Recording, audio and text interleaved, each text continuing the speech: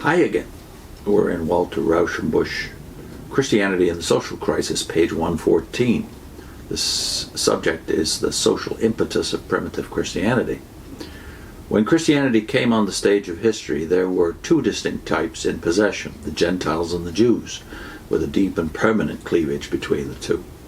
Christianity added a third genus, and Christians were profoundly convinced that they were to assimilate and transform all others into a higher unity. The Epistle to the Ephesians is a tract reflecting on this aspect of the mission of Christ. Romans 9-11 is a philosophy of history, forecasting the method by which this process of absorption and solidification was to come about. There is a prophetic grandeur of vision in this large international outlook of the early Christians. The evolution of religion has always been intimately connected with the evolution of social organization. When tribes were amalgamated into a nation, tribal religions passed into a national religion. In the Roman Empire, nations were now being fused into a still larger social unity. The old national religions were incapable of serving as the spiritual support for this vaster social body. There was a crying need for an international and purely human religion. Christianity, as we now know, was destined to fulfill this function, and these early Christian thinkers had a prophetic premonition of this destiny. They often dwelt on the fact that Christianity had been born simultaneously with the empire under Augustus. This universal state and the universal religion were twins by birth. They ought, therefore, to be in helpful relations to each other in accordance with the manifest purpose of God. The empire should cease to persecute the church. The church could be the best ally of the state in creating civil peace, because Christians had the highest morality and because they alone had power over the demons who menaced the security of the empire. And he's referencing here Justin Martyr and the Epistle to Diognetus in the 2nd century. As the soul holds the body together, so Christians hold the world together. They exert a conservative and unifying influence.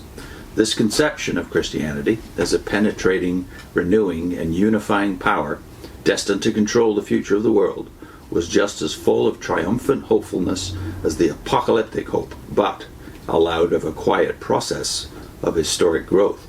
It did not regard the existing state as satanic and evil, yet had full room for moral criticism of existing conditions and the determination to contribute to a thorough moral change. The apocalyptic hope was probably the dominant Christian conception of history in the very first generations. This other view gained power as time passed, as the number and influence of Christians increased, and as men of larger mental reach and higher education grew up in the church. The fact that religious convictions are the living force in these theories must not blind us to the fact that they contain a consciousness of social solidarity, of social power, and of a social mission. This satisfaction for the dawning sense of a vaster human unity probably lent greater force than we now imagine to the missionary appeal of Christians among the lower and middle classes. Today, we have a similar process of international amalgamation, very similar to that of the early Christian centuries. At that time, a new and common civilization was growing up around the Mediterranean Sea. Today, it is growing up around all the oceans. It is significant that the prophets of the new modern social movement are also the prophets of a new internationalism, which aims to supplant the narrow patriotisms and interests of a bygone stage of human development by the wider enthusiasms and outlooks of a vaster human brotherhood.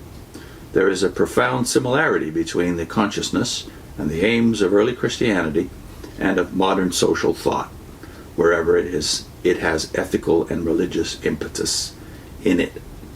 Now, some are going to, of course, very emphatically disagree with Rauschenbusch's confidence about a new era we're entering into. Of course, he's 7 years before World War I. And a lot of Christians were very optimistic in those days, and forms of eschatological hope called postmillennialism and amillennialism were very, very much the thing in those days. and pessimistic premillennialism was being discouraged, and then everything changed with the coming of two wars and a depression. Put a link on to Jacques Ellul, who has he has negative feelings, let's put it that way, towards the intervention of the state, and Constantine specifically, into the history of Christianity. He thinks there was more lost than gained. So Jacques Ellul on Constantine. Next time, the society-making force of primitive Christianity.